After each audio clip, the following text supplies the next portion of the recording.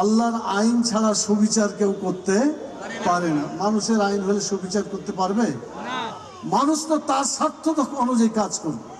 সেই জন্য আল্লাহর আইন চালু না হওয়া পর্যন্ত সুবিচার আসবে না। উই ওয়ান্ট জাস্টিস যত স্লোগানই দেওয়া হোক, কৃষক, শ্রমিক, ছাত্র জনতাকে আজকে বুঝতে হবে মানব রচিত মতবাদ দিয়ে কখনো জাস্টিস প্রতিষ্ঠা হয়নি, হচ্ছে না, হবে না। আল্লাহর আইন চালু করলেই জাস্টিস সত্যিকার ভাবে আসতে পারে। আল্লাহ তাআলা কোরআন মাজিদে বলেছেন, আপনার জুমার দিন আজকেও শুনেছেন, ইন্নাল্লাহা ইয়ামুরু বিল আদলি ওয়াল ইহসান। জুমার দ্বিতীয় খুতবাতে আয়াতটা পড়া হয়।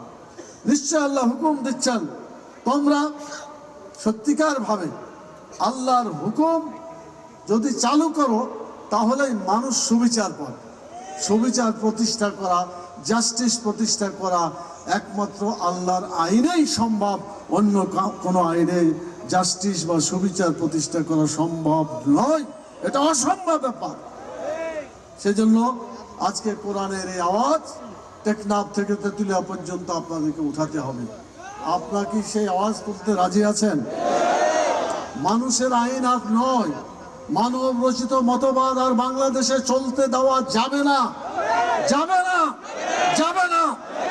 যদি আমরা কল্যাণ পেতে চাই, সুবিচার পেতে চাই, জাস্টিস পেতে চাই, মানব রচিত মতবাদকে বাদ দিয়ে শুধুমাত্র কেবলমাত্র আল্লাহর বিধান, রাসূল সাল্লাল্লাহু আলাইহি ওয়াসাল্লামের আদর্শকে বাংলাদেশে চালু করতে হবে এবং বাংলাদেশের সংবিধানে কোরআন সুন্নাহর আইনকে অন্তর্ভুক্ত করতে হবে।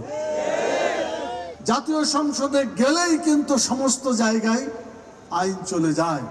যারা জাতীয় সংসদে পাশ করে তাদের আইনই তো দেশে চালু হয়।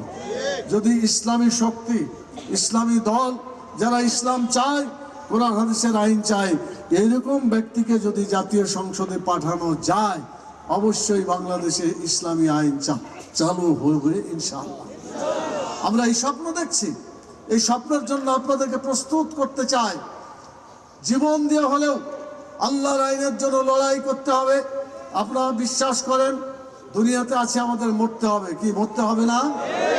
যদি মানুষ এমনি মরে অনেক কষ্ট, কিন্তু যদি শহীদ হয়ে মরে, আল্লাহর আইনের জন্য মরে, তাহলে আল্লাহ তাআলা বলেছেন যে আল্লাহ তাআলা তাদেরকে বিনা হিসেবে জান্নাতে পাঠাবেন। রাসূল সাল্লাল্লাহু আলাইহি সাল্লামের হাদিসে তাই পাওয়া যায়।